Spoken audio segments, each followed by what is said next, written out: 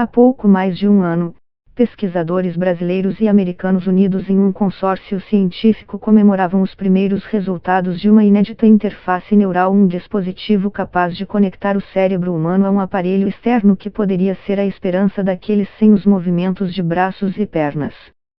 A alegria dos cientistas foi abreviada ainda em 2016, quando cortes de verba generalizados atingiram a produção científica nacional.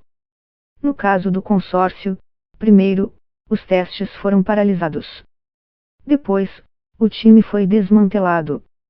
De 2014 para 2016, o orçamento de ciência e tecnologia caiu 62% no Brasil, de 8,4 bilhões de reais para 3,2 bilhões de reais.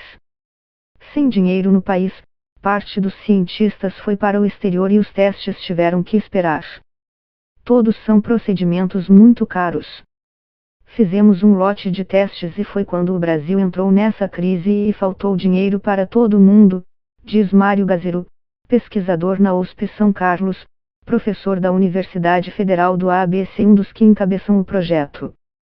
A empreitada para construir um chip implantável no cérebro e operante com tecnologia sem fio para devolver movimentos a tetraplégicos começara ainda em 2010. Gazzero estava voltando do Japão após um período de estudos custeados com bolsa do governo brasileiro. Naquela época, ele já havia trabalhado com interfaces neurais, mas em insetos, e queria saltar para soluções em humanos.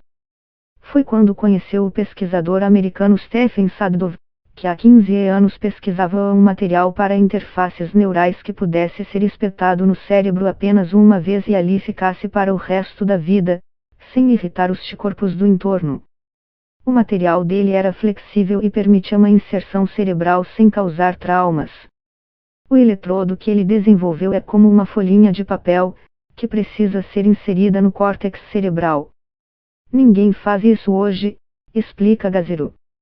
A descoberta da biocompatibilidade do material, à base de carbeto de silício, pavimentaria o início do projeto Interface Neural Implantável, INI, que reuniria, além de Gazzero e Sadov, a cientista Luciene Covolan, da Unifesp, e uma pequena empresa santa catarinense, a Chipus Microelectronics, fundada por ex-pesquisadores da Unicamp e da USP São Carlos.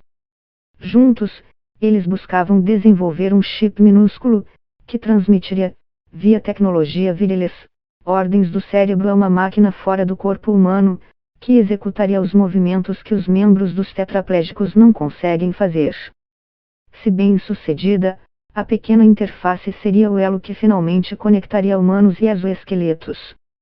Há anos, pesquisas no campo da ciência biomédica buscam devolver movimentos a pessoas com deficiência, mas essa solução ainda não existe, afirma Paulo Augusto da Alfabru, cofundador da Chipus. O projeto é algo esperançoso. A busca por uma interface que possibilite o cérebro comunicar-se diretamente com máquinas começou ainda nos anos 1970. 4 décadas depois, as estruturas robóticas vestíveis estão prontas. Um exemplo é o exoesqueleto desenvolvido pelo time do cientista brasileiro Miguel Nicoleles e usado por um tetraplégico para o chute inaugural na abertura da Copa do Mundo em 2014. Porém, pesquisadores ainda buscam uma solução implantável para que cérebro e máquina conversem, de forma que sejam dispensados os fios inseridos na cabeça, cuja durabilidade média é de 2 anos. Você não quer ser uma pessoa andando com cabos que te ligam a um estimulador fora do corpo. Precisa de um sistema que seja duradouro. E se o fio se enrosca, perdemos o implante ou machucamos o paciente, explica Luciene Covolan, professora associada de neurofisiologia na Unifesp e responsável pelos testes do chip em animais. Mas para os fios serem substituídos, era preciso uma opção que consumisse pouquíssima energia, funcionasse sem bateria, mesmo abrigando em torno de 500 eletrodos, fosse pequena o suficiente para não ser rejeitada pelo organismo humano. A interface de Gazzero, Covolan e seus colegas funciona por meio de eletrodos feitos de carbeto de silício, acoplados a um pequeno chip. Ao serem implantados no cérebro de maneira cirúrgica, os eletrodos, que agem como uma espécie de fio, se comunicam com os neurônios do córtex motor para captar mensagens neurológicas. É dali que saem os sinais para a espinha dorsal. Quando a pessoa quer movimentar o braço, a atividade cerebral existe no cérebro, você está movendo a mão, mas, se a pessoa danificou a espinha, o sinal não chega ao corpo, explica Gaziru. O sinal dos neurônios captado pelo eletrodo é então transmitido para o chip, que amplifica esse sinal e o manda, via frequência de rádio, para fora da caixa craniana.